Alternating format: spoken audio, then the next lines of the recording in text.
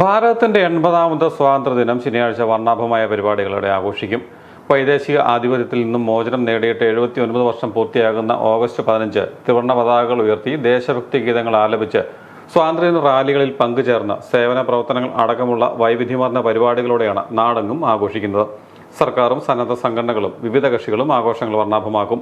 രാഷ്ട്രപിതാവായ മഹാത്മാഗാന്ധിയുടെയും രാഷ്ട്രശില്പിയായ നെഹ്റുവിന്റെയും സ്വാതന്ത്ര്യ സമരത്തിൽ പങ്കുചേർന്ന ആയിരക്കണക്കിന് ദേശാഭിമാനികളുടെയും ഓർമ്മകൾ ഉണർത്തുകയാണ് ഓരോ സ്വാതന്ത്ര്യദിനവും. ജവഹർലാൽ നെഹ്റു മുതൽ നരേന്ദ്രമോദി വരെയുള്ള പ്രധാനമന്ത്രിമാർ ചെങ്കോട്ടയിൽ ദേശീയ പതാക ഉയർത്തിയ ശേഷം രാഷ്ട്രത്തോട് സംസാരിച്ച് സ്വാതന്ത്ര്യ ദിനാഘോഷങ്ങളിൽ പങ്കുചേരുന്ന പതിവാണുള്ളത്. കോട്ടയം ജില്ലാതല സ്വാതന്ത്ര്യ ദിനാഘോഷ ചടങ്ങുകൾ ഓഗസ്റ്റ് 15 ശനിയാഴ്ച രാവിലെ കോട്ടയം പോലീസ് പരേഡ് ഗ്രൗണ്ടിൽ നടക്കും. ജില്ലയുടെ ചുമതലയുള്ള ജലവിഭവ നിർമ്മാണ വകുപ്പ് മന്ത്രി മോൻസ് ജോസഫ് രാവിലെ 9-ന് പതാക ഉയർത്തും. തുടർന്ന് സല്യൂട്ട് സ്വീകരിച്ച ശേഷം സ്വാതന്ത്ര്യദിന സന്ദേശം നൽകും.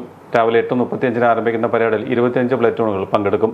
പോലീസ്, എക്സൈസ്, വനംവകുപ്പ്, അഗ്നിരക്ഷാസേന, NCC സീനിയർ ആൺപെൺ വിഭാഗങ്ങൾ, സ്റ്റുഡന്റ് പോലീസ് കേഡറ്റുകൾ, scout guides, junior red cross, band എന്നിങ്ങനെ വിവിധ വിഭാഗങ്ങൾ അണിനിരക്കും. ജില്ലാ പോലീസ് ആസ്ഥാനത്തെ റിസർവ് ഇൻസ്പെക്ടർ D. ജയകുമാറാണ് parade commander. Sub inspector K. Rajesh second in കമാൻഡും ജില്ലാ പോലീസ് ആസ്ഥാനത്തെ assistant sub inspector Wilson B. John band മാസ്റ്ററും ആയിരിക്കും.